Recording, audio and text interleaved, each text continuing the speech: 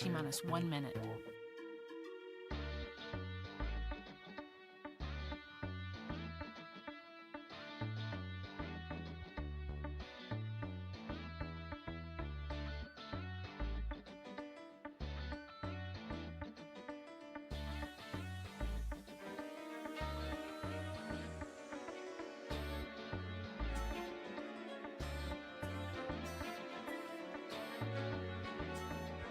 T-minus 30 seconds.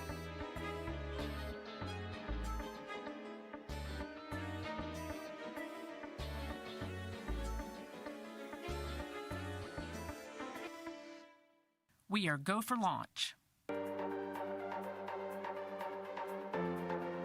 T-minus 10, 9, 8, 7, 6, 5, 4, 3, 2, 1. Welcome back to the NASA Social for the Crew Dragon mission as we prepare to launch America.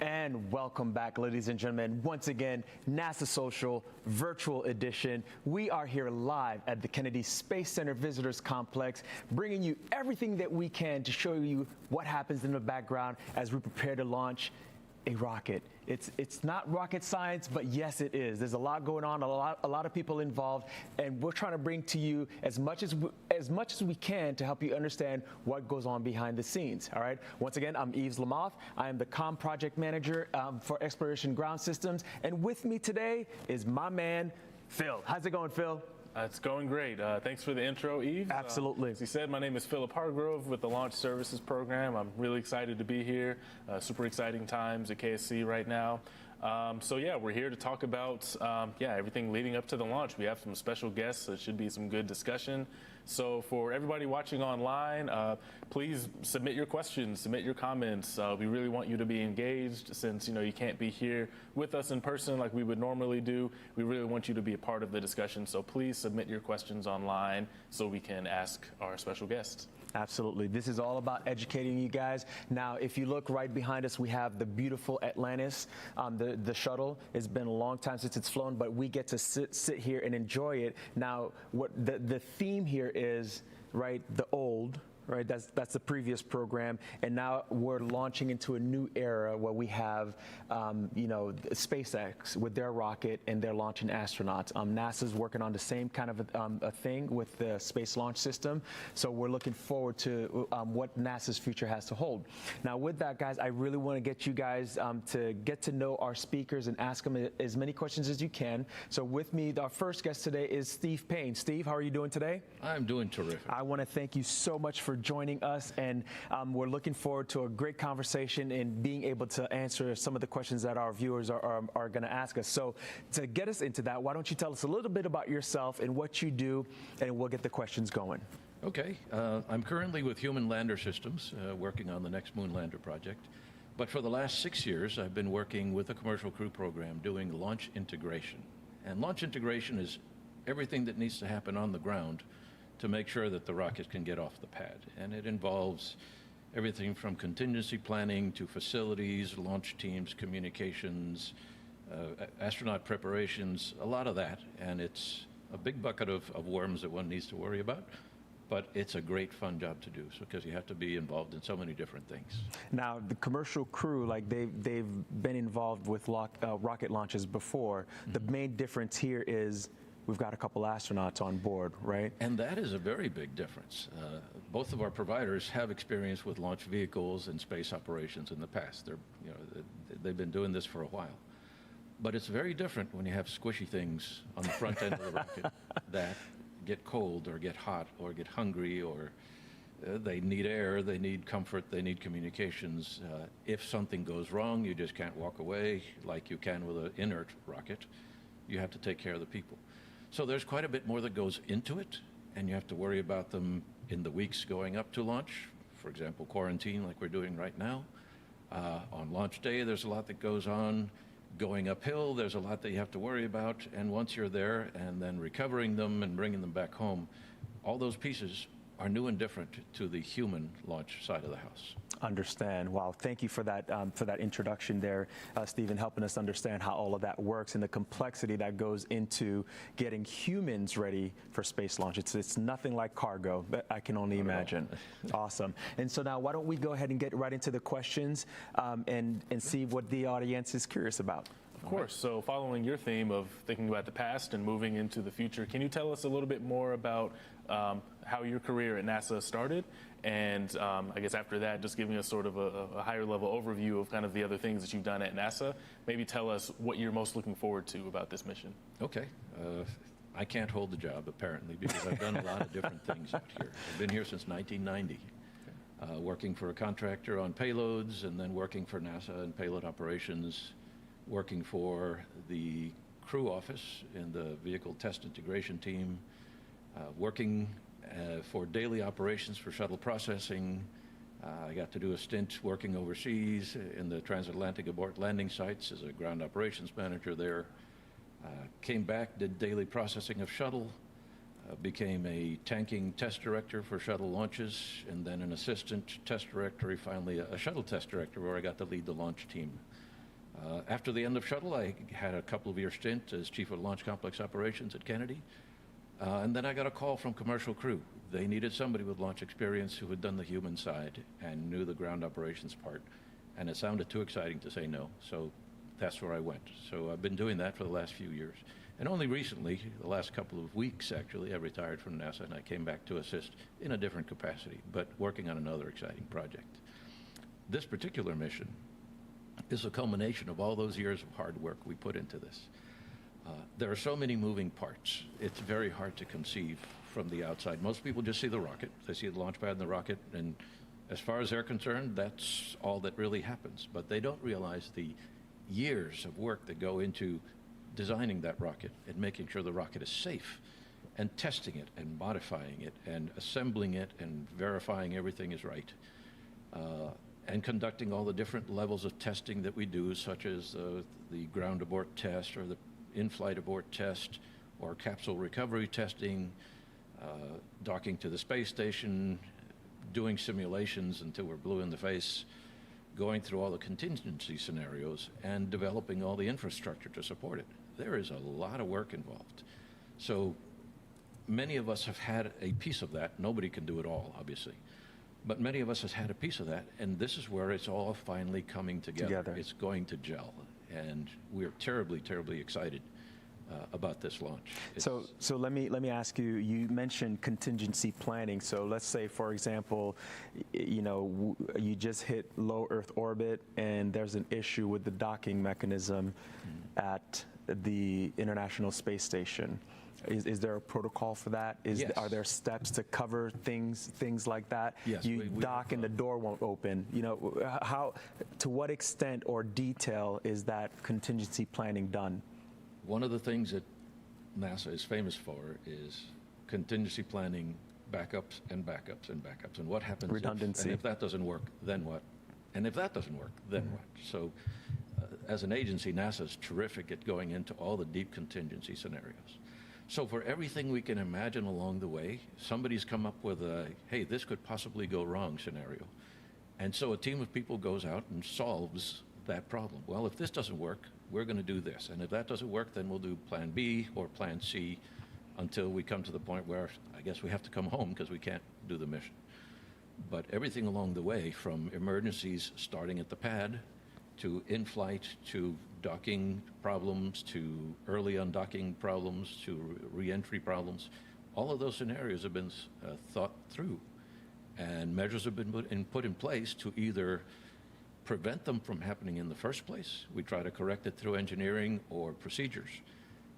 Or if they do happen, how to resolve them. So there are lots of For example, if we can't dock, after several attempts and we change a bunch of things and try it a slightly different way each time, if you can't dock, then you will undock and come back, and we'll try it again another time. But all those procedures are built in so that we don't have to make them up on the fly. All right. And the team just whips out the appropriate procedure, runs through it, and it works pretty smoothly. Understood. Thank you for that explanation. What else we have from from our viewers right now? Sure. So I really like the way that you described sort of this effort, because it made it really clear that there's a big team and there's so many people who need to have expertise about so many different things, and you joked about not being able to keep a job. To me, that sounded like there was a lot of things that needed to be done, and you were able to fill a lot of roles. Do you have advice for people who want to be involved in the space industry, particularly human spaceflight? Absolutely. I kind of ended up out here by accident. I originally started out in the Navy. I studied engineering because I wanted to do something science, and I liked aviation and space. I figured if I studied engineering, I could work in aviation and space at some point. I flew for the Navy for a while. When I got out, I wanted to work space. So I applied, and because I had the engineering background and I had some aviation background, which is a similar field, it was easy for me to get in the door. I started with a contractor because NASA wasn't hiring when I first got here. Then I transitioned when an opportunity became available, and I've been doing that ever since. And I've changed positions based on what the interesting thing is going on, and there was no particular path to get to where I ended up. We look for people who have varied experience. So if you come in the door in whatever capacity you get in the door, get your foot in the door. That's the first thing. Once you're in the door, parlay that into something else. Get a little experience in one area, and then find another related area where you can get some more experience. And after a while, you know things about engineering, you know things about operations, you know things about working with crew, you know things about health stabilization, you know things about international relations with other partners, and after a while you know a lot of things, and it makes you a viable candidate for many positions out there. Absolutely amazing. I think we maybe have time for one more question. Yeah, we have time for Steve. Sure. So I'll try to combine a couple of them. So some people are asking about, if contingency, if things don't go well tomorrow. I know, the weather hasn't necessarily been great out here for the past few days. What does the launch period look like for, other attempts? And in general, what is the cadence supposed to be like for future launches after this one? Human launch. Okay. Tomorrow, we're supposed to launch at about 4:33 Eastern Time. And the weather is probably our biggest constraint at the moment, constraint being the things that keep you from launching. Just yesterday, it was atrocious weather. It poured all day long. Today, it's getting a little better. I understand tomorrow it's going to be a little better. We're looking, I believe, at a 60% go, which is really pretty good odds. We have launched with as little as 10 or 20 in previous, in the shuttle program, we've launched with less than that. It all depends on whether you find a hole in the weather that happens to coincide with your launch window. If your launch window is at 4:33 and you have a little bit of a gap between just before and just after where the sky clears up and everything lines up, you can go. Even if it's raining to one side or the other, you can go. So 60% go is good odds, and I'll take those any day. What was the rest of your question, Lady? Launch cadence. So Well, launch how many cadence. times are we going to be launching humans? Okay, we're looking at keeping space station crew missions are about 180 days apart. So in theory, we'll have a mission going out there approximately every 180 days with crew to rotate crews out. If we get to a point where we have enough vehicles and enough capability, we may choose to put more people up there, and it will require more missions.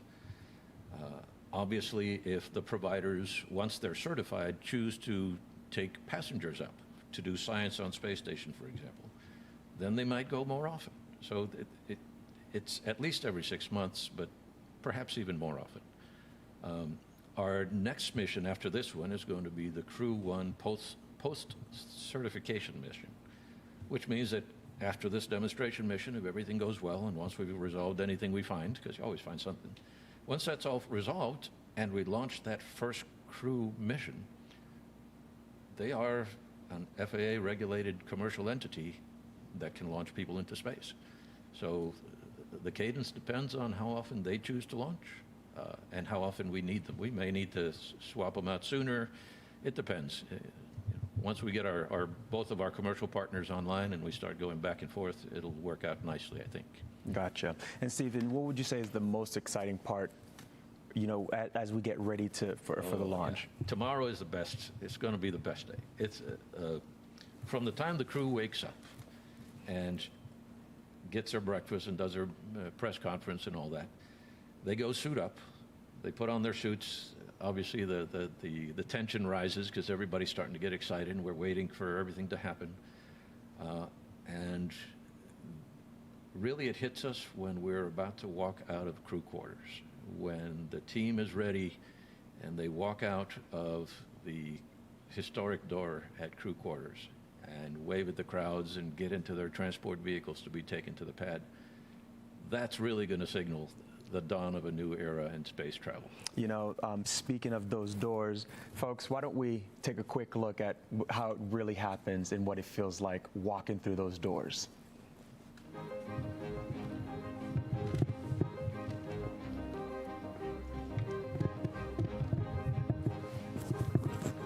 Astronauts Neil Armstrong, Buzz Aldrin, and then finally Mike Collins now boarding the transfer van for the trip to the launch pad. Flashing their cameras as the crew comes out. This is a very historical walkway. It's the same path that the Apollo astronauts took to go to the moon. The flying crew now departing from their crew quarters here at the Kennedy Space Center.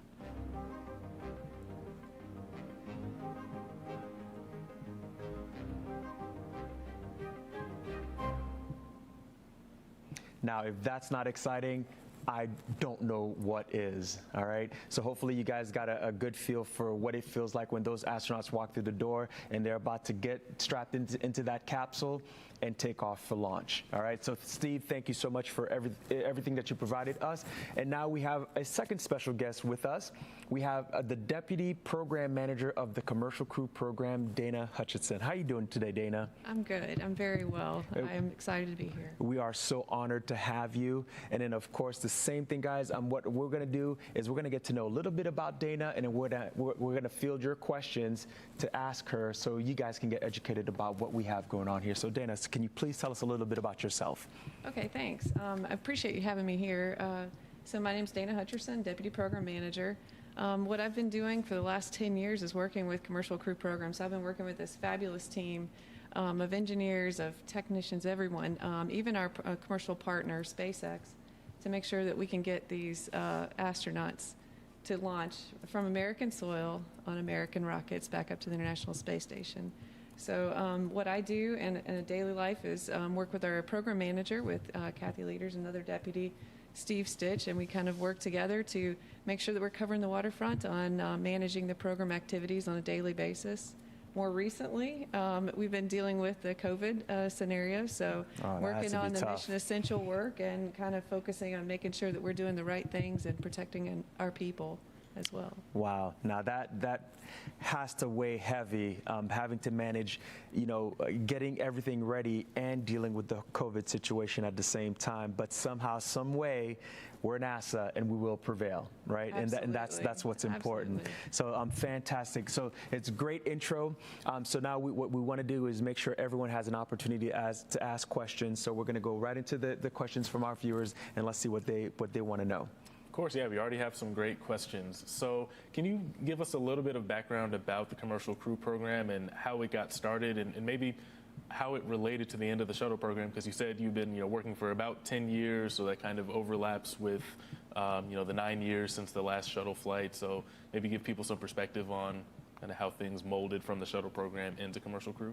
Right. So as I said, I've been working with the Commercial Crew Program for almost 10 years, about 9 years-ish, since we first started the program. So I actually worked on Endeavour for the last Endeavour flight, and then once we landed, I was fully committed to working on Commercial Crew Program.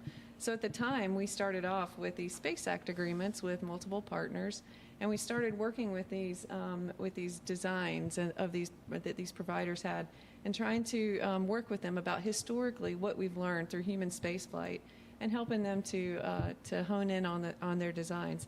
And through the years working with these various providers, we've actually got to the contract phase of it, where about five years ago, And now we're here, and these test flights, we're still in the test flight stage of our program, but we're at the phase now where we're launching humans, which is the most exciting part, right? We want to make sure that we've done everything correctly for the last so many years of making sure that we are checking all of the boxes correctly, looking over everything, and making sure that we're good to go as a whole community.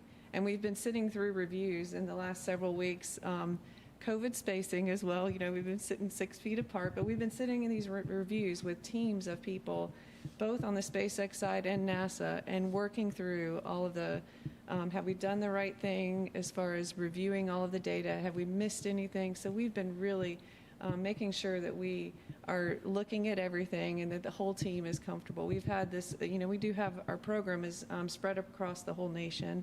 So we do have various centers working together. And we've learned to, while we always work virtually as a program anyway, we've learned to deal with the extra virtual aspect of the COVID. So do the astronauts have to be 6 feet apart inside the capsule? I think they've spent enough time with each other now that they're probably okay, and they've been tested a couple of times. Very, very, very good. Now, you know, from at your level, being that you're the deputy program manager, this is going to be the first flight. Where is this headed? Do we see, is this like when airports first began, where you had a plane that flew off and it worked, and then so next thing you know, they're building a bunch of planes, and then now we have an airport. Where do you see this going? You know, I think that's what we hope. We hope that when we used to have the shuttle program and it was a big NASA entity, and now we're working with these private companies and working this commercial aspect, that we hope that this opens the door to being able to have more commercial space. And it's already, you know, looking at opening the door for other types of commercial space travel too. So that was our hope in this program, is to pull a team together of experts that have worked with human spaceflight, that have worked with the design of some of these rockets that are already flying commercially and flying payloads commercially. So we're trying to work with all these experts to try to make sure that, you know, let's open the door so that other private companies, other commercial aspects can go out and do this as well. We hope that that's the vision, is that to see one day everybody, you could go up into space and fly on. No, I'm okay.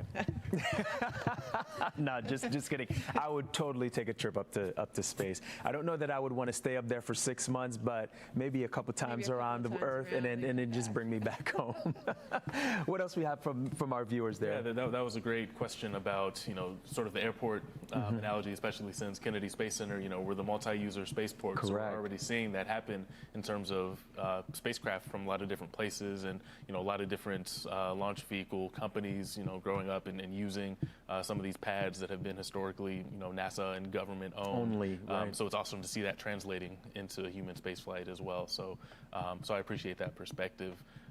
So more DM2 specific, it seems like there was a lot of intentionality, you know, over the last 10 years on, you know, the decisions that NASA was making working with these companies. Are you familiar with why these 2 astronauts were chosen for this mission? And, you know, have they flown on previous missions, or is this going to be their first time flying in space? You know, I'm not familiar with the whole, the details of how they actually specifically chose these 2. But they both have flown. They have flown on the shuttle flights as well. So actually, I think, is it Doug Hurley that flew on the last shuttle mission? So, you know, they've had the experience of human space flight. So they understand the aspects. They're not new to human space flight. So I think they have, and once again, also, they are a part of our team. They have been a part of our team for years, where they follow along all of the development, all the design reviews that we go through as a program with these vehicles. So they are watching it along. They are being able to go into the vehicle, go out to the actually in SpaceX Hawthorne, they're actually going out there and talking with the designers and working with them to help them, you know, to hone in on their design so that they can have it fit for the astronauts. So they've been able to use their expertise and help age these designs. So you've put, you know, you and your team have put a lot of work into all of it, and it's all coming together tomorrow afternoon as we get ready to launch these astronauts up into space.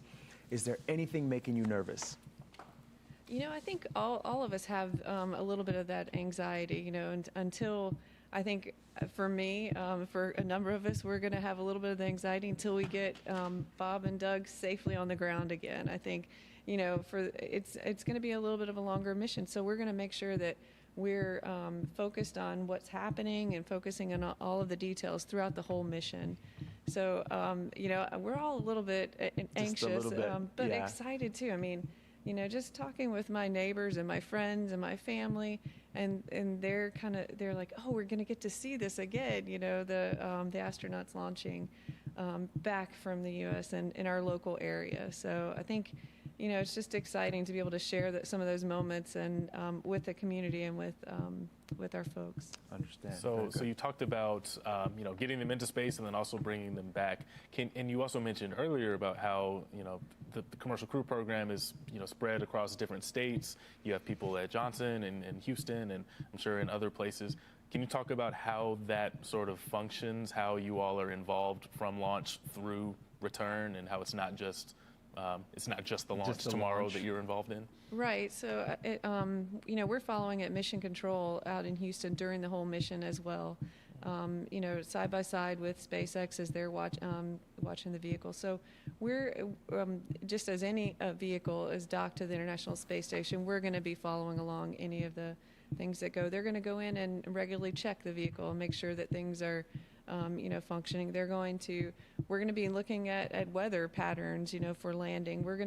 There's a lot of things that we're going to be doing, not only to prepare for the next missions that are coming up, but also following along the mission itself. So, and you mentioned, we do have folks out at Marshall specifically too, they'll be looking at the post-flight data after launch. We'll be the whole team are going to, following along after we launch. It's not just launch and then docking and then hatch opening, which is very exciting. We want to make sure that we follow along all of the post-flight reports, look for anything that is anything we can do better next time. Like lessons learned. Yeah. Exactly. So we're going to be trying to do that in phases and as we're developing the next vehicles in line too that are in production as well. Now, is it the intent of the Commercial Crew Program to start inviting other commercial entities into the game? So right now you work with SpaceX and Boeing, correct? And are there any other contenders, if you will, that are looking to be part of this this era of spaceflight?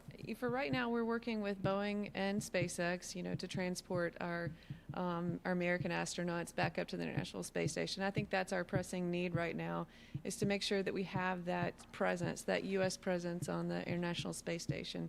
So we're working right now really closely with SpaceX and Boeing and trying to keep that presence. And as Steve talked about a little bit earlier about getting in that operational cadence of having those operational missions and be able to keep the ISS with that U.S. presence that we want to make sure we keep. Very good. Now, so you are obviously very keen on being able to, it's almost like starting the shuttle program all over again, if you will. What would you say to young folks, there's some people in our audience who are interested in being part of NASA and what they do? What would you tell them? What would you say to our audience right now? I always use one word, persistence. And I kind of go back to my history. And my mother's a teacher, so I'm approved to say this. But, I wasn't always the best student. I love science and math, and I love those subjects that get you into engineering school. But, I wasn't always the top of the class every time, But I was super persistent. And my brother showed me how to launch model rockets when I was a kid. We kind of got interested in the space program. I always thought he was going to go to the space program, but I was persistent. I went into engineering school, and then I said, you know what, I want to go and work at the Space Center. And it took a couple of calls, callbacks, and try to get there. But as Steve also mentioned, once you get your foot in the door, man, I was excited about being able to work on the space shuttle. I started working on the space shuttles and just doing everything I could to learn about this vehicle, and then move into different areas. I started off in engineering, working on tiles, what you see on the Wow. bottom of the space shuttle. So I started off in tile engineering, and then I've moved into operations, and just like I said, being persistent in what I wanted to do and keep having those goals. You don't always have to be the best in your class, but just keep working for what you want and keep going It's for it. amazing, this is perfectly in line with some of what the other leaders that we've had here say, that there is no straight line. You go, your path is your path, and you'll find that like everybody has a story as to what they did and how long they did it for, and who they worked for, and the things they got to experience to take them to where they are today. So it's always fun and interesting seeing how many of the different leaders across NASA have gotten to the place where they are, and obviously doing some phenomenal things, because without your leadership, we wouldn't be able to do these things today. Thanks. Do we Well, maybe have time? Yep. Okay. Yeah, we have time Absolutely. for one more. Yeah. Coming from online, what's your favorite part about working in the commercial crew program? I have to say it's our team. We have an outstanding team. Being able to work with people from all over the agency, being able to work with these commercial providers too. It's very exciting to be able to learn from them. When we as NASA, we have this heritage, we have this excitement of being able to work with the shuttles and all of this knowledge and expertise, but also learning from some of the newer ideas that these commercial providers have had. That's also very exciting. So I think it's our collective team of the experts that we have teamed up with the commercial partners. I think it's refreshing getting back into this mode of being able to launch the humans. I think we've been in the mode of really working hard to try to certify these vehicles, and to see the results and getting this launch off tomorrow, I think is going to be exciting for a whole team and a good reward that we've been working for so long on. Very cool. And what do you think you'll be tomorrow for the launch? I am going to be in one of our support areas. We call it Hangar AE, so I'm going to be over there watching the launch from there. And we'll probably step outside briefly so I can actually see it outside. But I could be anywhere, to be honest. There's a lot of, I would be happy being at home and being able to just say that I am a part of this mission, So I'm excited that they're doing the virtual launch viewing, so that everybody, I've been sending it out to all my friends across the country, hey, watch this, and it kind of gives them more of an opportunity for the folks to be able to watch it virtually that can't come down here and see the launch for themselves. So I would definitely say, regardless of where you are, just have that bottle of champagne, right? Because we have to think positively and know that we're going to have a successful launch tomorrow. All that hard work across all the teams, all the people you work with, it definitely wasn't for nothing, right? And no matter what, NASA is definitely good at persevering and in overcoming any challenges and making some amazing things happen. With that, Dana, we want to thank you so much for coming out here and giving us some insight into, from a program level, all the work and all the things and all the teams that it takes to really pull something like this together.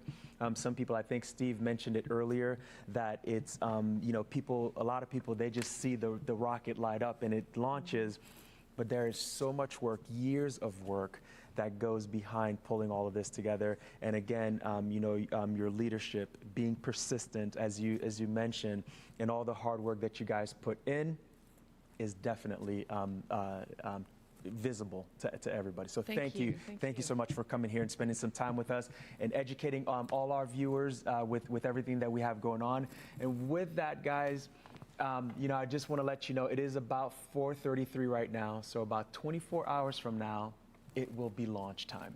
Okay, so please tune in tomorrow. We still have a few more shows for you starting at 9 o'clock. We'll have some shows, so please tune in once again live and check out what we have to show you. Keep your questions coming. We want you guys to be all part of this. That's why we're doing it virtual. We want you to be able to ask questions and keep the questions coming. Talk to our leaders. Understand what it really takes for us to do everything that we do out here. Phil, thank you for riding with me. Dana, thank you again. I wanted to say a huge thank to Steve and our comm team here at NASA who put all of this together just so that you can see, you can view, you can hear, you can ask, and be part of what we do here. Thank you for your support. Have a great day, and we'll see you next time.